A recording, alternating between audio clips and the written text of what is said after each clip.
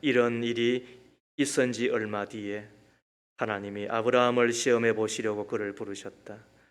아브라함아 하고 부르시니 아브라함은 예, 여기에 있습니다 하고 대답하였다.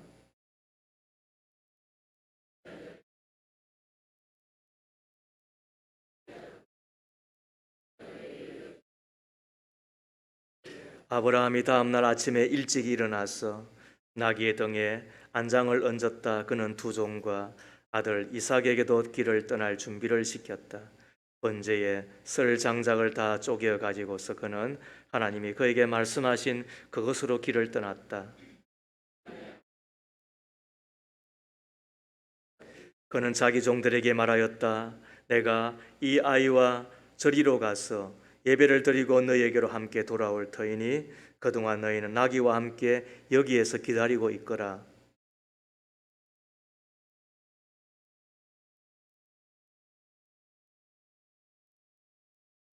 이삭이 그의 아버지 아브라함에게 말하였다. 그가 아버지하고 부르자 아브라함이 얘야 왜 그러느냐 하고 대답하였다. 이삭이 물었다. 불과 장작은 여기에 있습니다마는 번제로 바칠 어린 양은 어디에 있습니까?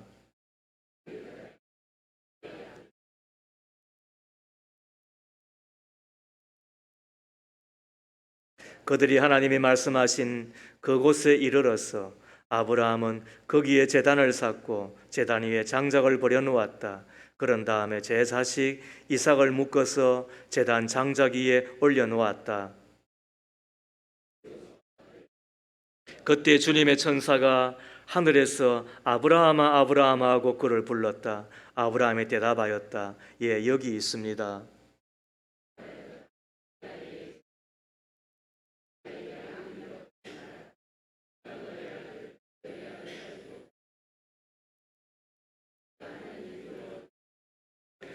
아브라함이 고개를 들고 살펴보니 숯불 속에 순양 한 마리가 있는데 그 뿔이 숯불에 걸려 있었다. 가서 그 순양을 잡아다가 아들 대신에 그것으로 번제를 드렸다.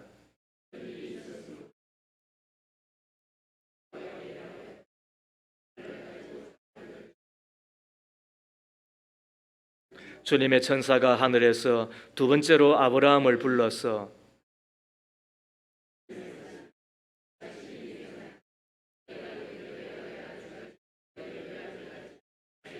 내가 반드시 너에게 큰 복을 주며 너의 자손이 크게 불어나서 하늘의 별처럼 바닷가의 모래처럼 많아지게 하겠다. 너의 자손은 원수의 성을 차지할 것이다.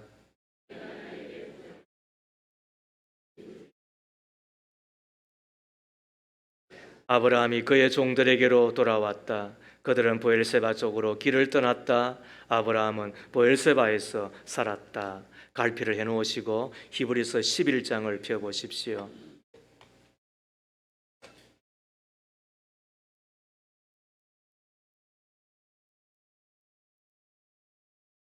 히브리서 11장 17절 이하 19절까지 말씀입니다. 함께 읽습니다. 아브라함은 시험을 받을 때에 믿음으로 이삭을 바쳤습니다. 더구나 약속을 받은 그가 그의 아들을 기꺼이 바치려 했던 것입니다. 일찍이 하나님께서 아브라함에게 말씀하시기를 이삭에게서 내 자손이라 불릴 자손들이 태어날 것이다 하셨습니다. 하나님께서는 이삭을 죽은 사람들 가운데서도 되살릴 수 있다고 아브라함은 생각했던 것입니다. 그러므로 비유하자면 아브라함은 이삭을 죽은 사람들 가운데서 되찾은 것입니다. 이는 하나님의 말씀입니다. 하나님 감사합니다. 아멘. 나는 아브라함과 같은 사람입니까? 두 번째 이야기입니다. 아브라함과 같은 사람입니까? 첫 번째 이야기를 두 주 전에 이야기를 했지요. 오늘은 그 두 번째 이어지는 이야기입니다. 이야기를 시작하며 질문 하나를 드리면서 하고 싶습니다. 우리 중에 혹시 과거에 학창 시절에 말이지요. 시험 일자가 다가오면 시험이 너무너무 좋아서 가슴이 설레이고 시험이 기다려진 분이 계세요? 손 들어보세요. 지금 손 들면 안 되거든요. 아무도 없었죠? 시험이 기다려지는 분 아무도 없었습니다. 두 번째로, 이 별로 즐겁지 않은 시험, 아니 고통스럽기까지 한 이 시험이 우리의 교육 시스템에서 영원히 없어져야 된다고 생각한 사람이 있으면 손 들어 보세요. 자, 이것도 아무것도 없으시죠? 그렇다면 여러분들은 오늘 다음과 같은 이야기에 동의해 주신 것입니다. 첫 번째는 뭐냐면 시험은 고통스럽다. 그러나 그 시험은 그래도 필요하다. 맞죠? 그렇습니다. 시험이라고 하는 것은 고통스럽게 거지없어요. 그래서 딸아이가 가끔 하는 이야기가 있습니다. 엄마, 나 엄마 되고 싶어.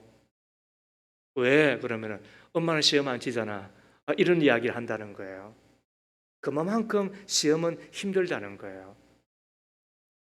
그렇지만은 그 시험이 전혀 필요 없는 건가요? 아니잖아요.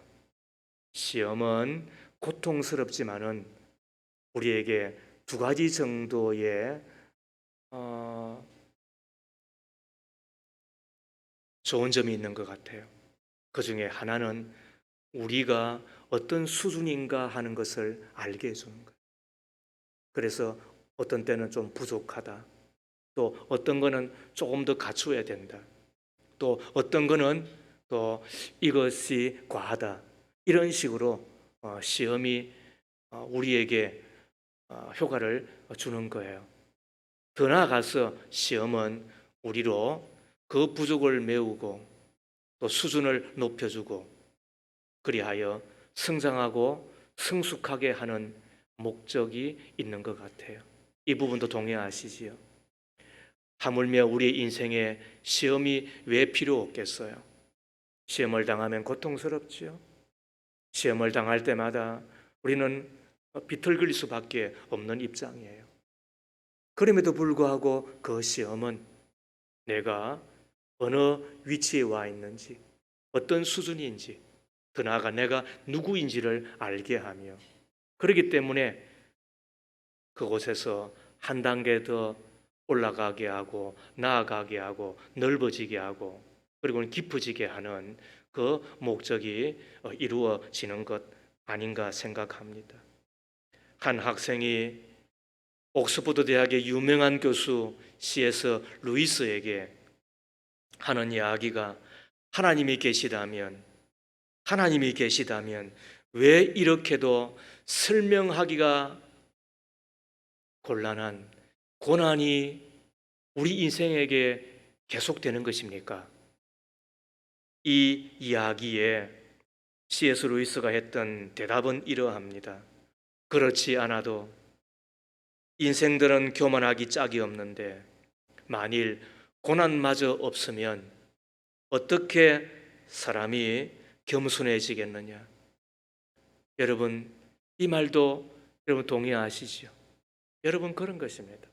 그래서 야고보서 1장 2절 이하에서는 이렇게 우리에게 말씀하지요. 나의 형제 자매 여러분, 여러 가지 시험에 빠질 때에 그것을 더할 나위 없는 기쁨으로 생각하십시오. 여러분은 믿음의 시련이 인내를 나눈다는 것을 알고 있습니다. 여러분은 인내력을 충분히 발휘하여 조금도 부족함이 없이 완전하고 성숙한 사람이 되십시오. 아멘. 그렇습니다. 시험의 목적이 뭐라고요? 우리로 성숙하고 완전한 사람이 되도록 하는 거예요. 이것 때문에 우리의 믿음에 시험이 없을 수가 없는 거예요. 오늘 우리 믿음의 가족들은 하나님의 시험에 합격자가 꼭 되기를 축복합니다. 시험에 합격하면 진학하고 진급하고 좋은 일이 있거든 하물며 하나님의 시험에 합격하였을 때 복을 받지 않겠습니까?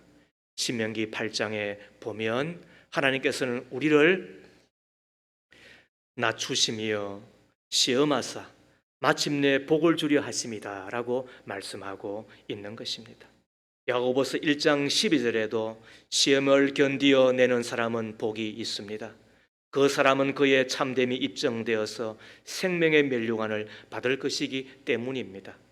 그것은 하나님을 사랑하는 사람들에게 약속된 것입니다 라고 말씀하고 있죠.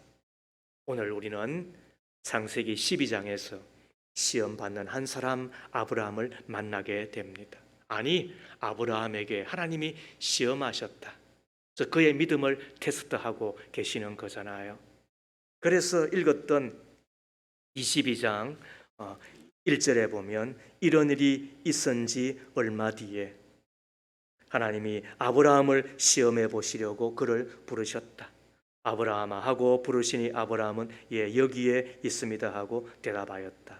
2절에 하나님이 말씀하셨다. 너의 아들 내가 사랑하는 외아들 이삭을 데리고 모리아 땅으로 가거라. 내가 너에게 일러주는 산에서 그를 번제물로 바치라. 한마디로 말하면 하나님의 시험이 뭐예요? 그리고 그 시험을 잘 풀어야 되는데 그 시험 문제를 풀어야 될 문제가 뭐냐는 거예요. 내 아들을 바치라는 거예요. 여러분 이게 이해가 되세요? 이 하나님의 시험에는 두 가지 특징이 있는 것 같아요. 하나는 너무너무 고통스러운 거예요.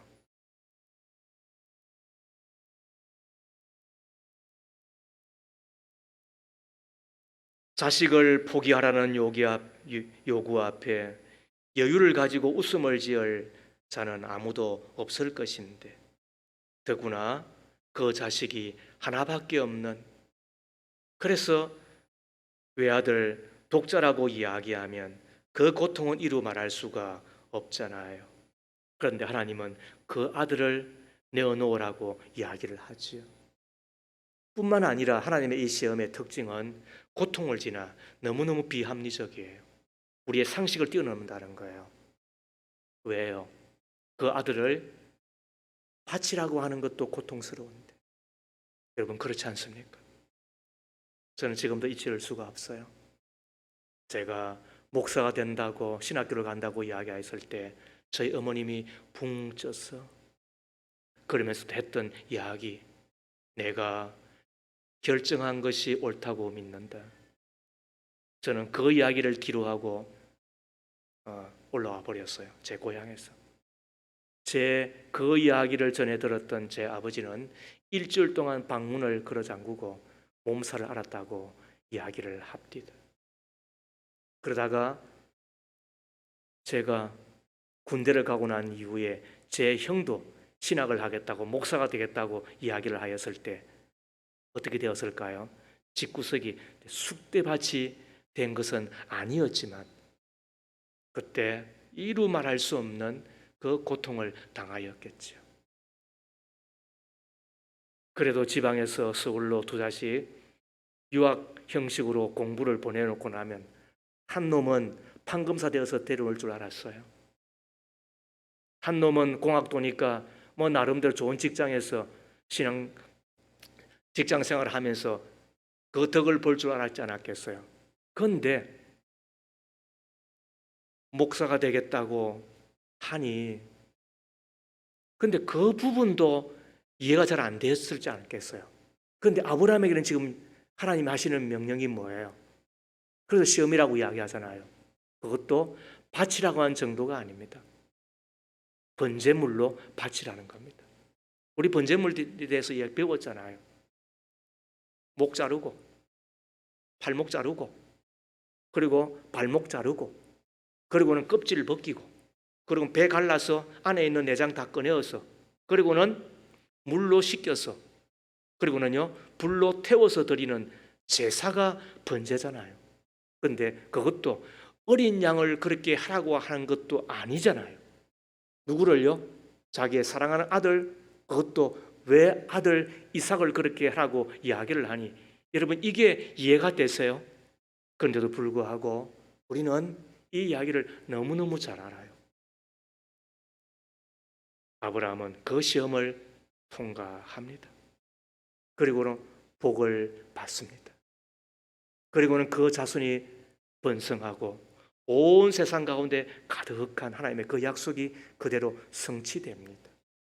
우리는 어떻게 아브라함이 이 시험을 잘 통과하였을까? 그리고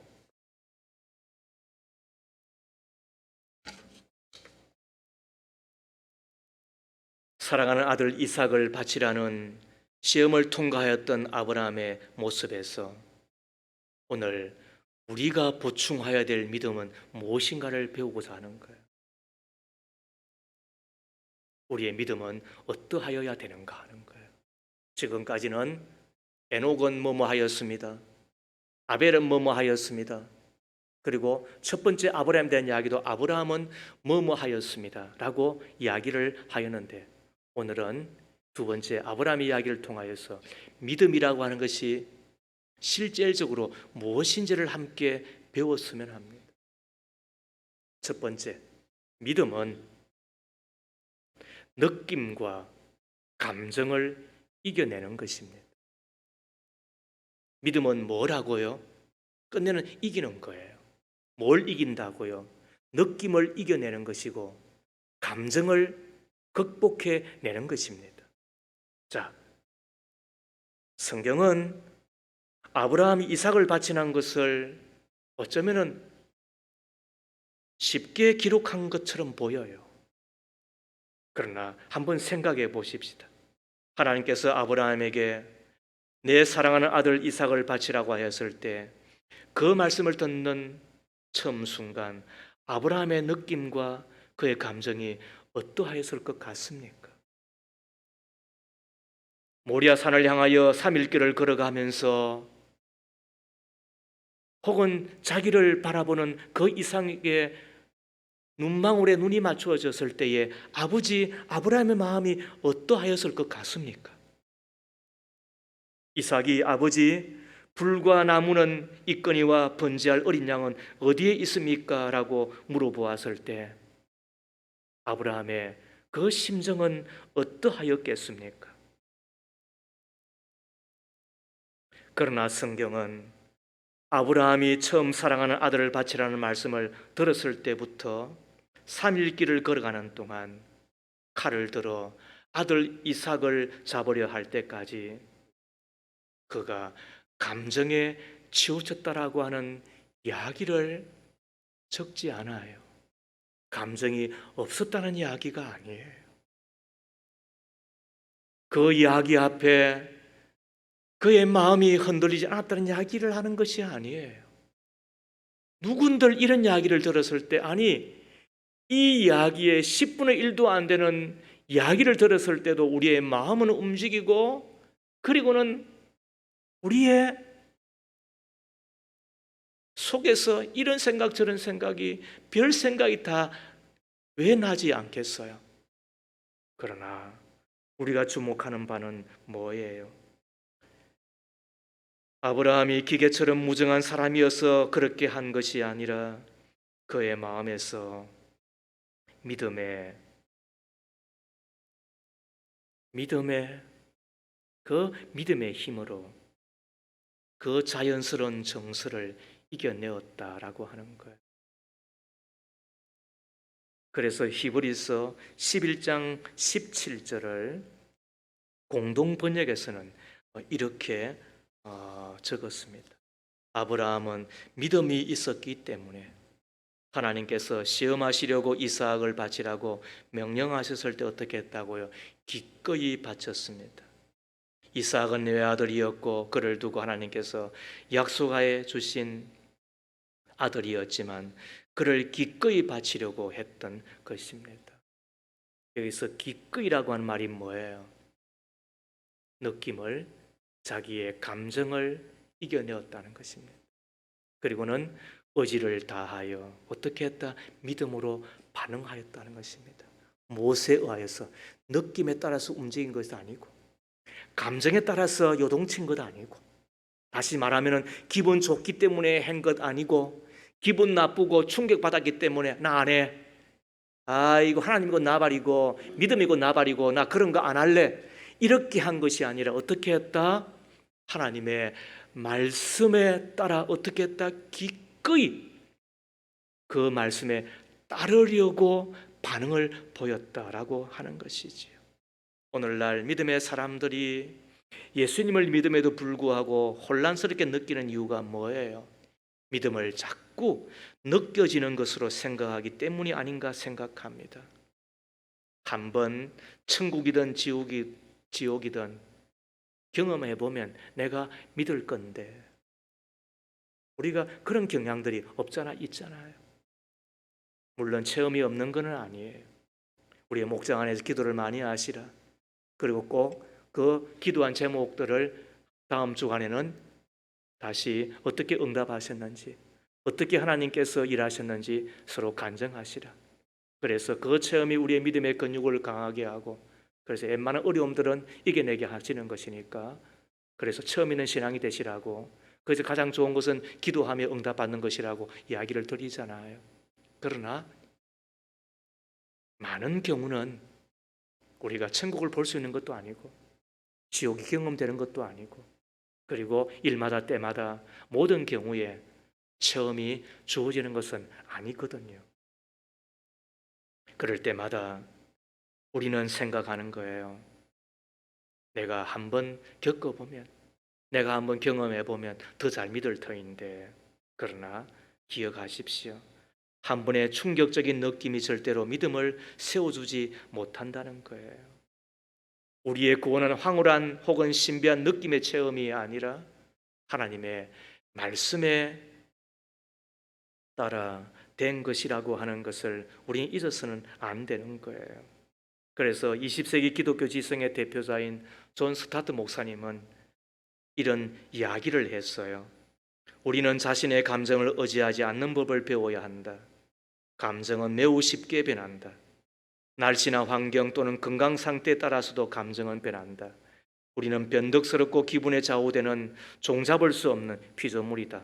그러나 대부분의 경우 우리의 감정 변화는 영적인 상태와 상관이 없다 그랬습니다.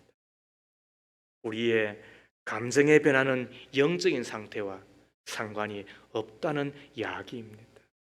그때 필요한 것이 뭐라고요?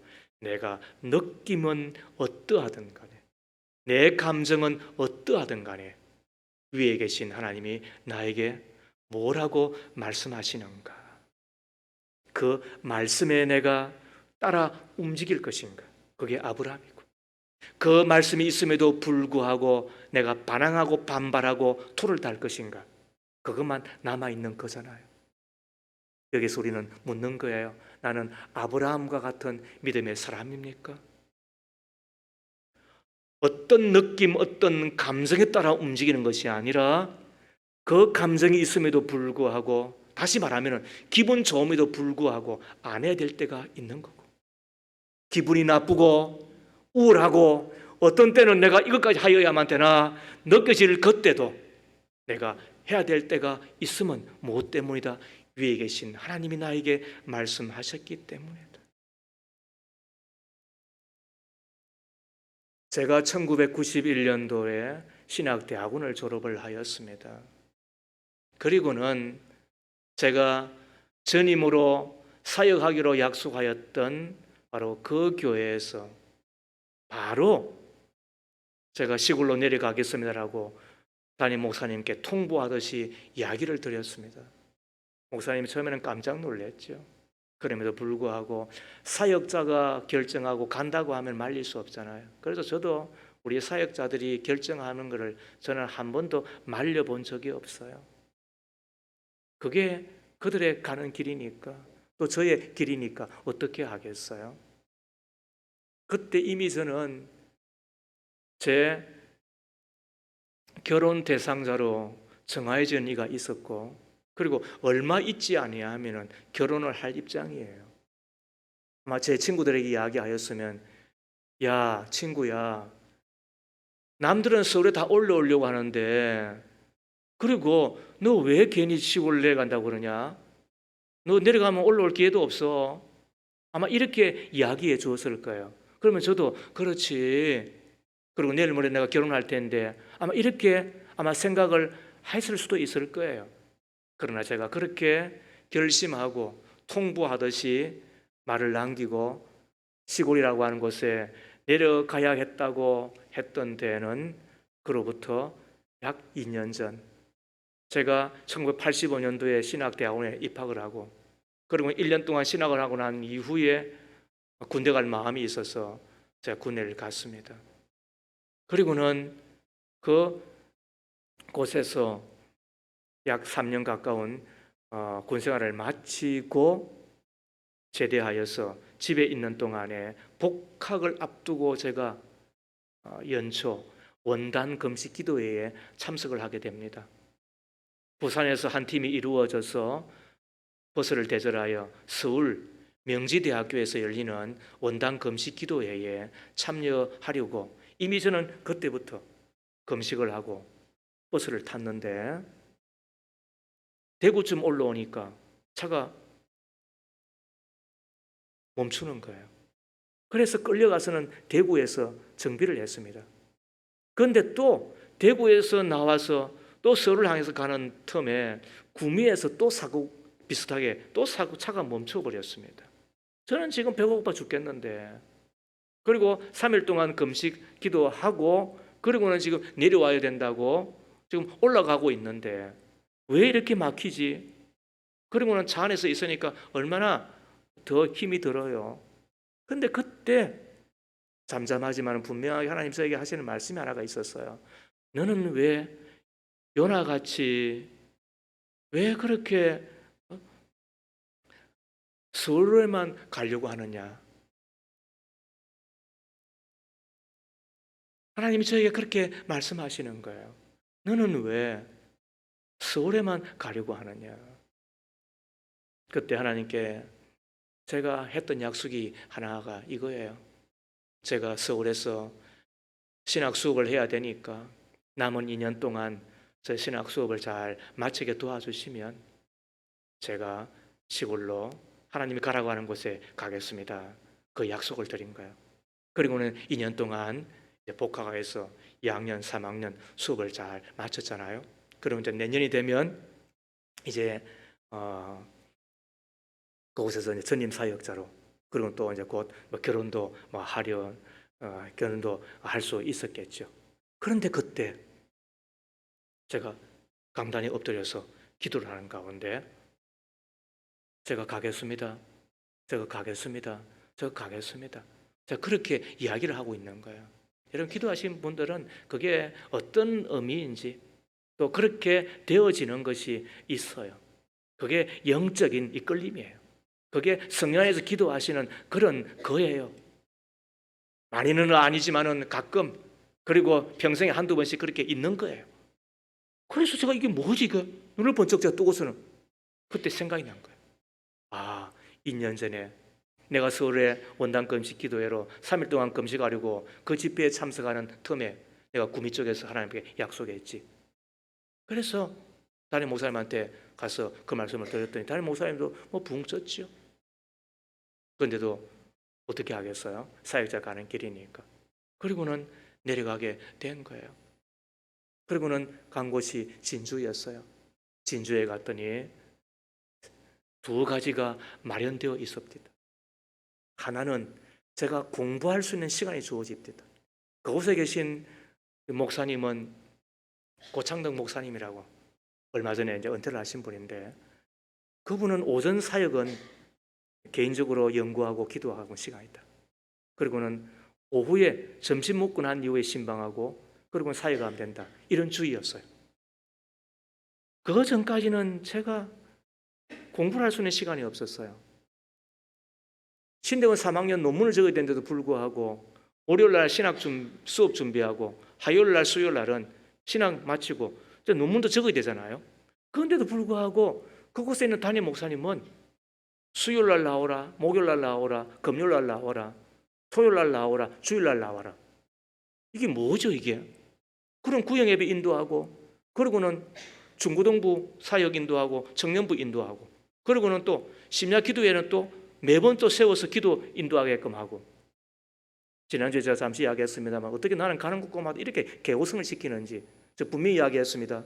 주님이 나를 위하여 희생했다고 한다면 우리는 희생한 것이 아니라고 제가 분명히 해석을 달아드렸으니까 개고생한 이야기를 하는 게 아니에요. 아무튼 가는 곳곳마다 그렇게 사역이 많더라는 거예요. 제가 그때도 그래 했어요.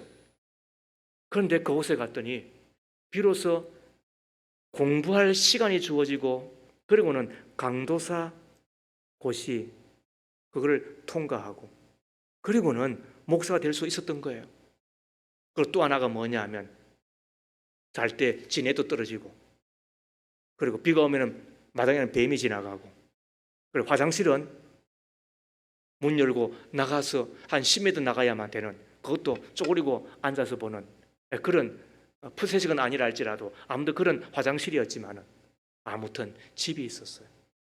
제가 서울에 있었으면은 아마 저는 결혼은 약속했다 하더라도 어떻게 살 수 있었을까? 아무튼 매우 궁금해요. 근데 하나님은 저를 아시고 그곳에 보내주셨던 것 같아요. 저는 주의 종이니까 나는 내 부모한테도 돈 빌리지 않는다. 나는 내 부모한테도 손 벌리지 않는다. 하나님이 나의 주이심으로 내 평생을 먹여 살려주실 것이다. 저는 그렇게 약속하신 사람이기 때문에 그 이후에도 저는 그렇게 살았어요. 그런데 그곳에 갔더니 집이 주어져 있는 거예요. 그래서 결혼할 수가 있었어요. 그리고 또 하나가 뭐냐 하면 그곳에서 하나님께서 저를 서울로 다시 불러드립니다. 저를 찾아내십니다. 그것도 신비한 거예요. 아무튼 하나님께서 저를 그것으로 이끌어 가신 거예요. 아무리 생각해도 신비하고 놀라운 하나님의 은혜를 경험하게 되었어요. 제가 이런 간증을 드리는 이유가 뭐예요? 느낌이나 감정에 따라 선택하지 않고 그 감정을 극복하고 오직 하나님의 말씀, 그리고 내가 하나님의 약속에 따라 움직이며 나아갔다는 거예요. 아브라함도 마찬가지지 않아요? 자신의 감정이나 느낌에 따라 움직이지 않았어요. 하나님을 믿었기 때문에 하나님의 말씀에 기꺼이 순종하며 나아가잖아요. 그게 다시 읽는 히브리서 11장 17절이에요. 아브라함은 시험을 받을 때에 믿음으로 이삭을 바쳤습니다. 더구나 약속을 받은 그가 그의 외아들을 기꺼이 바치려 했던 것입니다 라고 적고 있는 거잖아요. 기꺼이 바치려고 하였다. 결코 쉬운 건 아니에요. 한두 번의 믿음의 삶, 그리고 한두 번의 결단으로 되는 건 아니에요. 어떻게 이것이 가능했을까? 허영모라고 하는 산악인을 여러분 아시지요? 에베레스트 산의 정상을 정복해서 유명해진 사람이에요. 그러나 그 사람이 가장 기본적인 훈련 코스는 도봉산이었대요. 작은 산이지만 자꾸 오르고 오르면서 훈련을 합니다. 그리고 조금 더 높은 산을 오르고 또 더 높은 산을 오르는 훈련을 수도 없이 했기 때문에 히말라야 산맥에 에베레스트 산도 오를 수 있었다고 이야기를 하는 것을 들었습니다. 만약에 그분이 작은 산 오르는 것을 하찮게 여기고 훈련하는 것을 귀찮게 여기며 하지 않았다고 한다면 에베레스트 산이 아니라 그 아래에 있는 어떤 산도 정복할 수가 없었을 것입니다. 아브라함은 이미 수십 년 동안 하나님과의 그 관계 속에서 실패한 것도 있지만은 하나님이 말씀하시면 갈대와 우라를 떠났고, 하나님이 말씀하시면 그는 애굽에서 다시 올라올 수가 있었고, 하나님이 말씀하시면 그는 그 말씀에 따라 어떻게 한다고요? 하나씩 하나씩 순종하며 따르는 자가 되잖아요. 그런 의미에서 오늘이라고 하는 시간이 주어진 동안 우리는 뭐 하자? 오늘의 믿음의 삶을 살아내자. 오늘 말씀 듣고 오늘 그 말씀 하나라도 내가 실천하고 오늘 기도하고 오늘 기도했으면 하나님 어떻게 일하시는지 우리가 바라보고 오늘이라고 하는 것 시간 동안 예배하고 그리고 예배하는 가운데 임하시는 하나님을 우리가 찬송하며 그리고 오늘이라고 하는 동안 우리가 직장 가고 혹은 학교에 간다 할지라도 그곳에서 어떻게 살자? 믿음의 삶을 살아내자. 이 작은 근육이 모여서 큰 근육이 되잖아요. 이 믿음이 모여서 우리가 믿음의 거인 되는 거잖아요. 믿음의 여러분 지름길이 어디 있으며 믿음의 여러분 짬뿌가 어디 있어요? 믿음의 공짜가 어디 있어요? 오늘을 믿음으로 살아야 내일도 믿음으로 살게 되는 거잖아요. 그래서 늘 드리는 이야기지만은 오늘이 모여 내일이 되고, 그리고 오늘과 내일이 모여서 인생이 되고 일생이 되고 평생이 되는 거잖아요. 그러므로 오늘을 소홀히 하지 말아요. 근데 우리 가운데 가만히 보면은 뭐 주일도 말이죠, 뭐 시시하게 생각하고 뭐 가족이 부르면 간다. 그래서 제가 한편으로는 저렇게 시시하게 믿어가지고 어떻게 믿음의 사람 되겠나, 그러니까 자식이 복을 받겠나, 그렇게 여기는 경우가 한두 번이 아닙니다. 여러분, 학교도 여러분 매일 가야 되는 겁니다. 여러분, 학원도 매일 가야 되는 것입니다.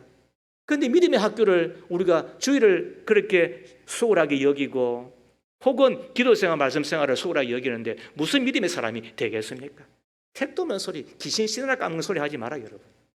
그렇게 해서 무슨 복을 받겠습니까? 웃지 말라고 여러분. 그렇게, 그게 우리들 수준이잖아요. 그러니까 여러분, 그 모양 그 꼴밖에 안 된다고 한다면 오늘 우리는 생각하는 거예요. 나는 아브라함과 같은 믿음의 사람이냐는 거예요. 아브라함은 어떻게 한다고요? 느낌과 감정에 따라 움직이지 않아요. 기분 나쁘다고 힝 하지 않고, 기분 좋다고 해가지고 헤헤헤 그러지 않아요. 한편으로는 고통스럽고 한편으로는 불합리한 것처럼 보인다 할지라도 그것이 하나님의 말씀이고 내가 약속한 것이면 어떻게 한다? 내가 그것 따라 움직여 가잖아요. 이 연습을 우리가 매일 하셔야 돼. 그래서 큐티하시라. 이번 주일에도 생명의 삶 우리가 또 나누어지는데 한 권씩 다 구입하셔서 그리고는 읽어보시고 하루하루 살아달라는 부탁을 드리는 이유가 바로 이것 때문인 거예요. 두 번째로 우리는 아브라함을 통해서 배우는 거예요. 믿음은 내가 제일 아끼고 사랑하는 것마저도 기꺼이 드리는 순종이라는 거예요. 믿음은 뭐라고요? 느낌 따라 움직이지 아니하고 감정 따라 휘둘리지 않아요. 그 느낌과 감정을 통과하고 극복해 내는 거예요. 뭐에 의하여서? 하나님의 말씀에 의하여서예요. 두 번째는 뭐라고요? 내가 제일 아끼고 사랑하는 것마저도 어떤 때는 기꺼이 드리는 순종이 믿음이에요. 자, 아브라함에게 이삭은 어떤 존재예요? 우리 가운데 아들과 딸들을 둔 아버지, 어머니 계실 거예요. 내가 죽을지언정 내 아들, 내 딸은 절대로 죽게 못한다. 이것이 우리의 본성이잖아요. 그래서 아프면 대신 아파 주고 싶고, 너는 이 병에 걸리지 마라, 너는 몹쓸병에 걸리지 마라, 내가 대신하겠다고 여기는 것이 그게 아버지의 마음이고 그게 어미의 마음이잖아요. 그래서 가족이 필요한 거예요. 그래서 부모가 필요하고 그래서 어머니가 필요한 거예요.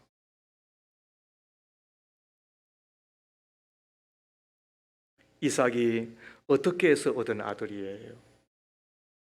유대 전성에 의하면 아들 이삭이 모리아 산까지 가서 아버지의 손에 그 칼에 번제물이 될 뻔한 그 경험을 하고 난 이후에 살아 돌아오잖아요. 그리고는 어느 날 자기의 속에 있던 이야기를 어머니에게 했다는 거예요. 유대인의 전성이에요. 어머니, 저 아버지 손에 죽을 뻔했습니다. 왜? 그게 무슨 말이냐? 아버지가 저 칼로 찔러서 죽여서 번제물로 드리려고 했습니다. 그게 무슨 말이냐? 그때 유대 전성에 의하면 어머니 사라는 6번의 큰 소리를 지르며 병이 들고 그리고는 죽었다는 이야기입니다. 그래서 창세기 23장 1절에 보면 아브라함의 아내 사라가 127세로 죽은 이야기가 나오는 것 아닐까 생각도 해봅니다. 성경에 없는 이야기니까 그러나 믿지는 말아요. 그러나 충분히 공감할 수 있습니다. 그만큼 사랑하는 아니 외아들 이삭이었는데, 여러분 눈에 넣어도 안 아깝다는 이야기를 이때 하는 것 아닙니까? 근데 그 아들을 어떻게 합니까?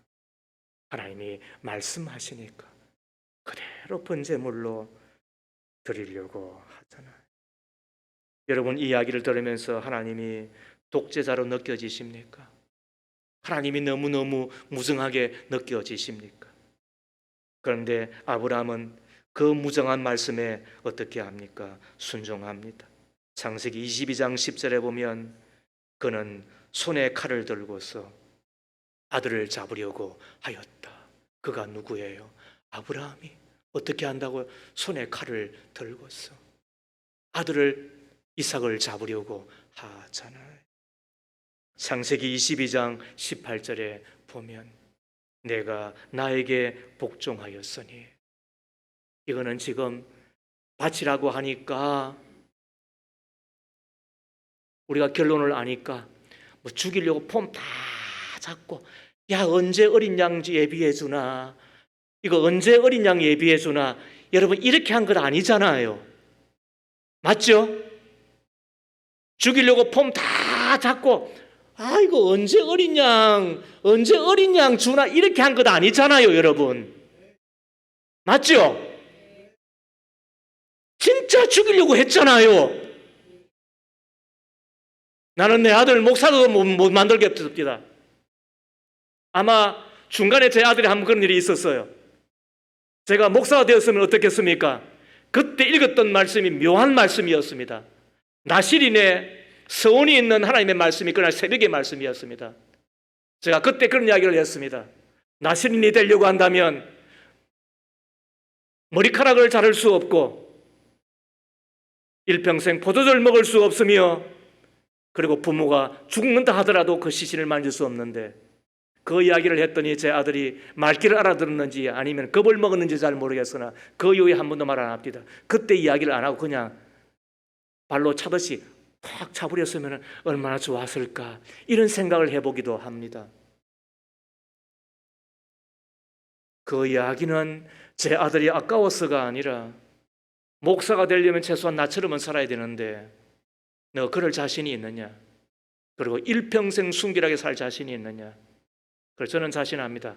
어느 여인도 저는 손잡아 보지 않았습니다. 내 평생 순결을 지켜내었습니다. 내 아내밖에 나는 모릅니다. 있으면 손 들고 나오십시오.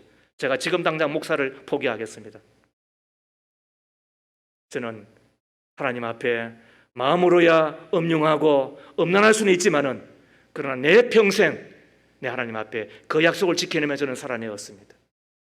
그래서 내 아들이 너네가 목사를 되려고 하면은 그렇게 해야 되는데, 아마 그런 마음이었겠죠. 근데 지금 아브라함은 어떻게 한다고요? 죽이려고 한 것이 아닙니다. 진짜 죽이려고 손을 들었단 말이에요. 내가 나에게 복종하였으니. 쇼한 것 아니고 구슬프게 판소리 하듯이 그렇게 말이죠, 엉엉 울면서 그렇게 한 건 아니잖아요.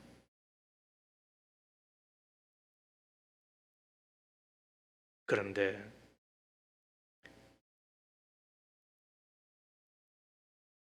하나님께서 그때 이어지는 말씀이 창세기 22장 12절이에요. 내가 내 아들 너의 외아들까지 나에게 아끼지 아니하였으니 내가 하나님 두려워한 줄을 내가 이제 알았다. 이것을 개역 개정의 성경에서는 이렇게 적은 게 저는 제 마음이 더 와닿아요. 내 아들 내 독자라도 내게 아끼지 아니하였으니 내가 이제야 내가 하나님을 경외한 줄 아노라. 제가 이 본문을 잊을 수 없는 때가 1995년, 96년이에요. 여러분들을 만나기 전에 13년 있었던 교회 이야기를 제가 자주 하잖아요. 아브라함에게서도 이 이야기는 평생에 한 번 있었던 이야기이고, 저도 이 이야기를 그때 주님께 받았던 이야기니까 자주 드리는 거예요. 대학부를 맡아서 우리가 전도하자. 그래서 8월 15일 바로 그 주간이 있는 8월 달 한 주간을 우리 주님께 드리자. 그 제주도 가자. 이유는 제주도 가면 중간에 못 올라오니까. 그래서 제주도 가자 그랬어요. 그래서 섭태에 모였던 인원이 12명 저와 함께 3월 달부터 7월 달까지 훈련 받아요. 그럼 1인당 20만 원씩 내놓았어요. 얼마 내놓았다고 채원이? 20만 원이야. 지금쯤 얼마 될까? 최소한 30년 전이니까 60만 원 되겠지. 그때 대학생 1학년은 못 가게 했으니까 3학년, 4학년을 중심으로 돈을 지금 돈은 60만 원을 내놓은 거예요. 그리고는 교회에 이름도 지원받지 아니하고 저도 내놨습니다. 그리고는 갔습니다. 답사비가 없어서 그냥 전화로 혹은 어떻게 해서 그 교회와 접촉하고 그렇게 하였더니 그 교회에서 토픽이라고 하는 15인승 완전히 후진도 안 되고 그리고 밑에 달려있는 바퀴가 말이죠. 덜덜덜 달려있지를 못해가지고 위에 올려놨더니 그곳에 12명 그리고 우리 12명 그리고 목사님과 13명 탔더니 완전히 찐빵이 된 거예요. 이만한 짐 2개 그걸 개인 짐 하고 갔더니 그런데 에어컨도 안 돼. 그것을 알기까지는 시간이 얼마 걸리지 않았어요. 그런데 그에 따라서 서울을 떠나 제주공항에 내렸는데 너무너무 더운 거예요. 근데 저는 더위를 못 견디거든요. 지금도 더위면 제가 아무튼 몸살을 알아요. 근데 얼마나 더웠는지. 그런데다가 점심 안 주었어요. 거지 순례 전도로 점심은 각자 해결. 그랬더니 어떤 놈은 말이죠. 예? 화장실에 들어갔더니 붉은 것만 나오더라고. 그리고 한 놈이 하는 이야기가 또 자기는 제주도에 다시는 안 올 거라고. 오줌도 거기서 보고 안 살 거라고 그런 이야기를 했다는 거예요. 근데 제가 모든 일정을 다 마치고 제주공항을 떠나 비행기를 이륙과 함께 서울 올라오는데 그때 하나님 앞에 제가 이런 약속을 했어요. 하나님, 저 다시 오겠습니다. 제가 제주도를 축복하러 오겠습니다. 물론 저 혼자 한 거지만은. 그리고는 또 다시 살살살 구워 삶아가지고 모집을 했더니 24명이 모였어요. 그럼 또 둘째에 또 갔잖아요. 둘째에 갔더니 조금 나은 장소였어요. 아무튼 또 제주도에서 전도를 시작을 했죠. 봉고를 빌리고 그리고 마을마다 다 들어갔어. 또 그 다음엔 또 34명, 또 48명, 뭐 50여 명, 60명 뭐 이런 식으로 해서 계속 뻗쳐서 나갔죠. 그게 1995년, 6년, 7년 이렇게 된 거예요. 근데 그의 둘째 해 날 그 전도하는 중에 한 대학원생이 중간에 대학원에 복귀해야 된다고 해서 제가 제주도 에어럽 그곳을 떠나 제주공항에 그를 데려주려고 차를 끌고 가는데 그 중간쯤에 하나님이 저에게 분명 이렇게 말씀하시는 거예요. 내가 너 안 올 줄 알았다 그러는 거예요. 나는 너가 안 올 줄 알았다. 그러면서도 와주어서 고맙다. 그리고는 하는 이야기가 창세기 22장 16절이야 18절까지 말씀. 아무튼 제가 그냥 제 마음으로 소화하고 있는 이야기들을 제가 이야기할게요. 내 아들, 내 독자 이삭도 아끼지 아니하였은즉 내가 나를 사랑한 줄 이제서 알겠다. 내가 너에게 복을 주겠다. 너 자식들을 축복하겠다. 저는 그때 그 이야기를 잊을 수가 없어요. 하나님이 이렇게 하는 것, 적어나마 나의 시간을 드리고 나의 물질을 드리고 혹은 내 청춘을 드리고 그리고 우리 젊은 우리 대학생들과 함께 이곳에 와서 주님 앞에 내어놓는 이것을 너무너무 좋아하시는군. 지금까지도 예수 믿고 목사로 살아가지만 이제서 내가 나를 경외한 줄 알겠다. 내가 너에게 복을 주겠다. 신비하였고 그리고 지난 날들 되돌아보며 하나님 주신 그 말씀 그대로 다 이루어진 거예요. 하나님이 진짜 저에게 복을 주시는 거예요. 그리고 내 두 아들을 통하여서 세상의 복을 받게 해주시겠다고 저는 믿고 있어요. 사랑하는 여러분, 믿음은 뭐라고요? 감정과 느낌을 통과하는 거예요. 그에 휘둘리지 아니한 거예요. 하나님의 그 약속의 말씀에 내가 그대로 순종하는 거예요. 더 나아가서 뭐라고요? 내가 가장 아끼는 것, 내가 가장 좋아하는 것 마저도 하나님이 말씀하실 때 내어놓는 그 순종이 믿음인 거예요. 자, 이쯤 되면 제가 이야기하는 거예요. 11조 해라고 이야기하는 거 이제 제 이야기 아니죠? 주일 성수하라고 하는 거 제 이야기 아니죠? 그것도 안 하면서 무슨 믿음의 사람이냐고 제가 이야기하는 거 이제 제 이야기 아니죠? 아들마저도 내어놓으라고 이야기하는 하나님인데 내가 11조 이야기하는데 주일 성수 이야기하는데 그것도 너무 말 못합니까 여러분? 왜 우리에게 여호와 일에 복이 없는 겁니까? 다른 것 없어요 여러분. 내 하나님 앞에 내가 가장 아끼는 것 아까운 거 안 내어놓으니까 여호와 일에 복이 없는 거예요. 믿음은 뭐라고요? 여호와 일에 복을 바라면서 하는 것 아니에요 여러분. 그거는 그다음에 따라오는 거예요. 그래서 세 번째가 뭐예요? 자, 믿음은 자 같이 한번 읽어보겠습니다. 절망적인 순간에도 그 다음에 하나님이 하시는 일이 있다는 것을 받아들이는 것이 믿음인 거예요. 자, 아브라함에게서 절망적인 게 뭐예요?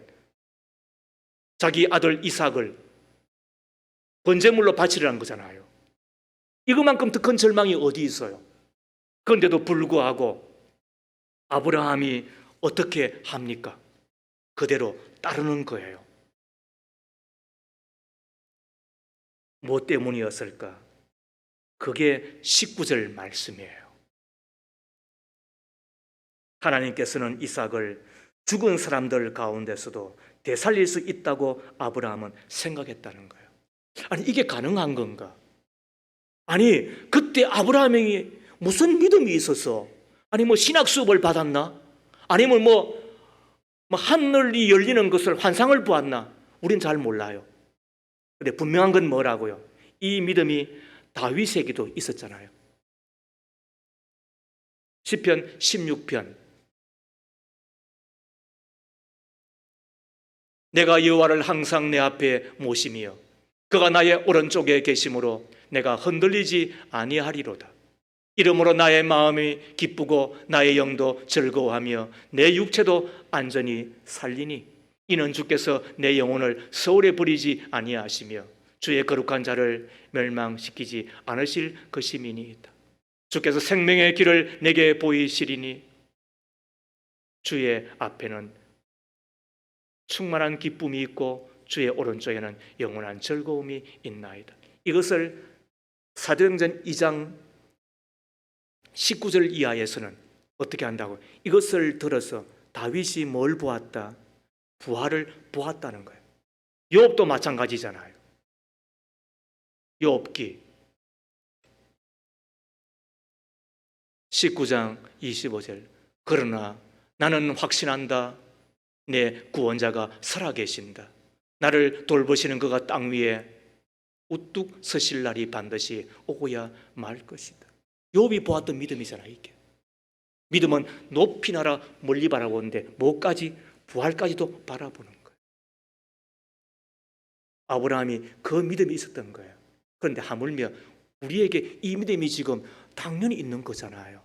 여러분 그렇잖아요. 주 예수께서 우리를 위하여 죽으시고 3일 동안 무덤에 계시다가 무덤의 문을 여시고 마귀의 정수리를 깨뜨리시고 죽음의 근세를 무너뜨리시고 사흘 만에 부활하셔서 부활의 첫 열매가 되었다는 이야기는 우리가 지나가던 가수원에 사과가 하나 열리면 이 사과 나무 전체에 사과가 열리겠구나. 지나가다가 배나무에 배가 하나 열리면 이 배나무의 전체가 배가 열리겠구나 여기는 것처럼 첫 열매가 무슨 말이에요?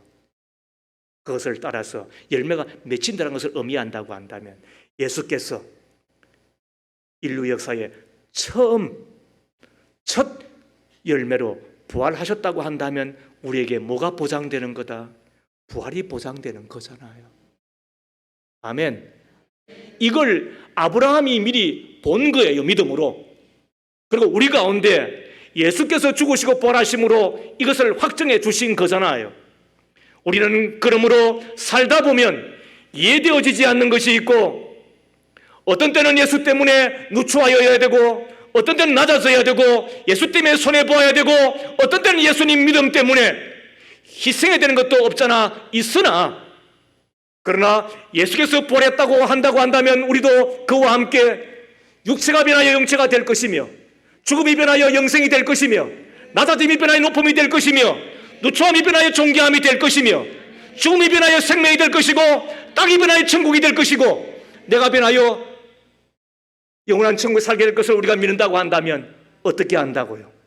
나는 부활이요 생명이니 나를 믿는 자는 죽어도 살겠고 무릇 살아서 믿는 자는 영원히 죽지 아니하리니, 이것을 내가 믿느냐라고 할 때 아멘 할 뿐만 아니라, 사랑하는 형제들아, 경고하며 흔들리지 말며 더욱더 주의 일에 힘쓰는 자들이 되라.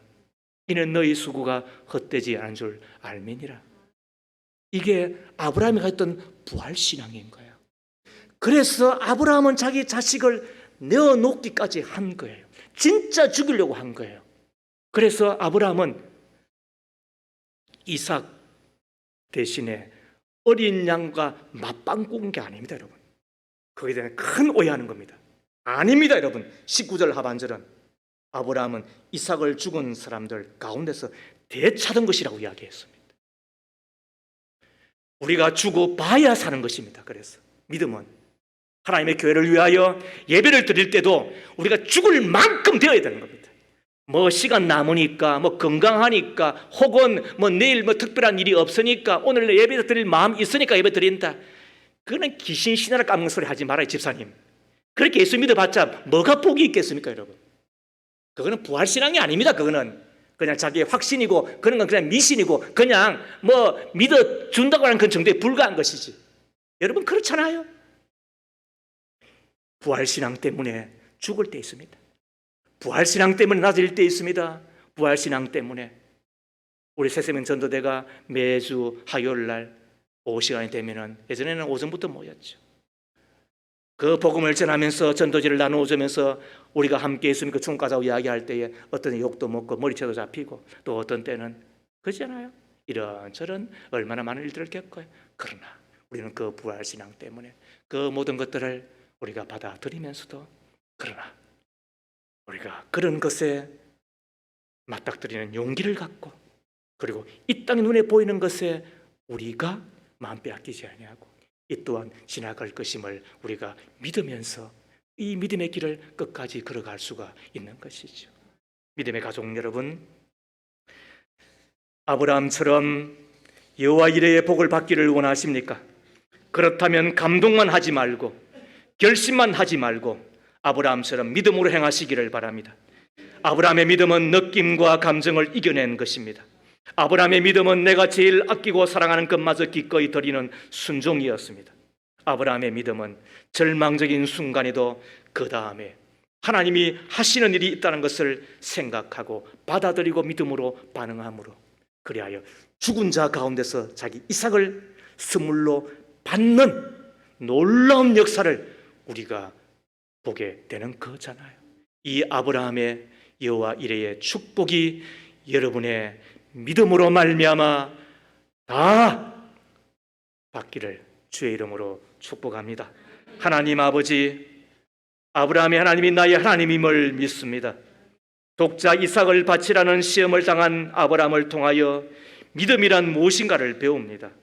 이해되어지지 않고 괴로운 시험을 당하면 원망하고 불평하고 믿음을 배신하기 쉬우나, 그 시험을 묵묵히 감당하였던 아브라함처럼 우리도 느낌과 감정을 이기는 믿음의 소유자, 내가 제일 아끼고 사랑하는 것마저 드리는 순종의 사람, 절망적인 순간에도 그 다음에 하나님이 하시는 일, 부활이 있음을 받아들이는 부활신앙의 사람이 꼭 되어 여호와 이레의 복을 다 받게 하옵소서. 예수님 이름으로 기도하옵나이다. 아멘.